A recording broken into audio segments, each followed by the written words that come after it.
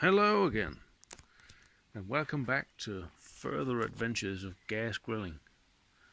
In my first initial review of this Grill 340B Lux, B because it's black, I tried to explain to you that this is a true convection grill. This means that it has some powerful burners down here. There's a left burner and a right burner, which are the same power, and then the middle one is a turbo burner, which means it's kind of that pancake shape there. Now, this grill consumes a whole bunch of gas, I'm telling you. During a month, I've already emptied an 11 kilo gas flask, which is quite a lot. And what it does is that it has plenty of airflow. If you turn up the power, you turn up the airflow, and this has advantages in your cooking. For example, if you want to make crackling skin on some pork loin, or if you're doing a porchetta, or if you're doing a roast chicken, it's really great to put on this back burner, for example, and then put full throttle on the burners, and you can crackle your skin on the rotisserie, or you can just put it up against the back burner, turning the bottom burners off, of course, and then do crackling skin with convection air. That's great. It has advantages. However, if you want to cook like over a long time at lower temperatures, and you want to have that very juicy meat at the same time, this grill can have some downsides. So this is the reason why I've modified it. I've modified it in two different ways. My first gas grill was not a grill. It was a Char-Broil Performance 340, in which I'll link my review of in the bottom right now. What I did was, initially, I wanted to be able to control the convection of air a whole lot better by decreasing the amount of vent space in the back. Here you have the plate, which I've put in. Now, I just went to my auto mechanic, the guy who repairs my car when it needs to be repaired, and I told him, hey, do you have some steel plate that you can make for me if I give you the measurements? And he agreed to do so, and I just drilled a couple of holes here and put it in with a couple of bolts. It's not an it's not a hard task to do. Anyone could do it if you have a drill and some some tools. And this means that this grill is not as hysterical any longer. I mean, if you turn up the burners all the way, it'll almost be uncontrollable. But if you manage to learn how to trim your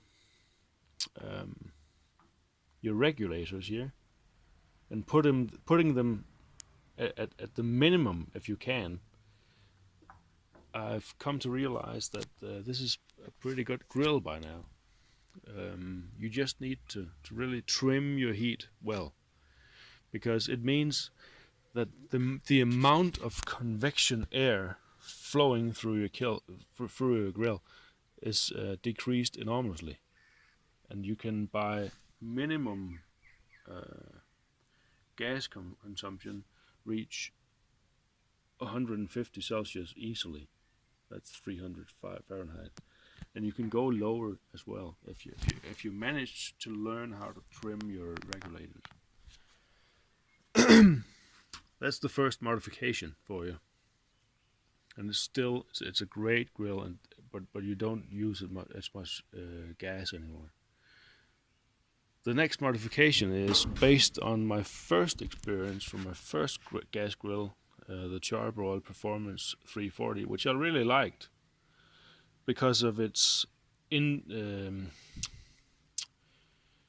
because of its direct grilling um, upsides, advantages, if you like. It had these infrared grates, which were completely different from these. And it just so happened that the Char-Broil grates can be bought without the grill. So you can buy the grates separately if you like. They cost about $30 each.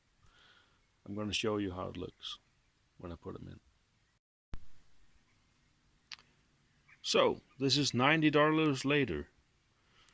The grill just became a little more expensive, but it just so happens that these grates, called true infrared grates, happen to fit just right into the grill that I've bought here.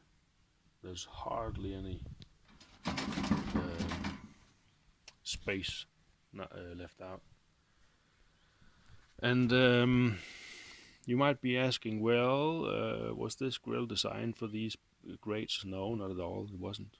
But the thing is that what makes the Char-Broil Performance 340 work great is that it has these under-dimensioned burners. This particular grill does not. This particular grill, on the other hand, has more likely over-dimensioned burners. So what could happen when using these grates, which were not designed for this grill, is that they become too hot and you might burn your food. But come on, fellas. You might be preheating these grates to a great temperature, and when you come walking up with your food starting to cook, of course you would go trim your heat down.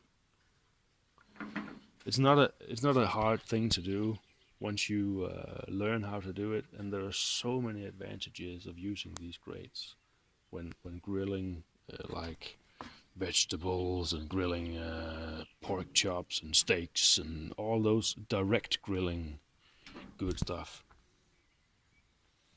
I'm going to close the lid again and say goodbye to you and really encourage you to look closer at your gas grills before you buy them. What do you want to do with them?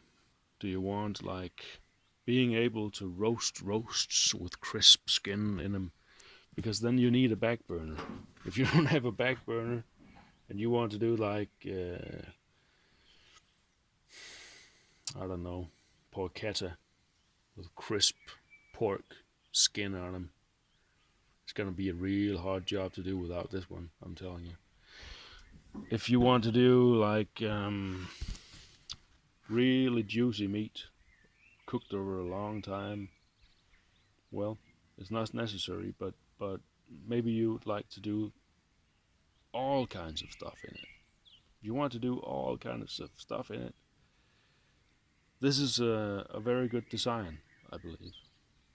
I've come to like it, and I really encourage you to think closer what kind of gas grill that you're really buying, because this is a machine that costs a lot and it takes a lot of time. Thank you for now. Have a great summer.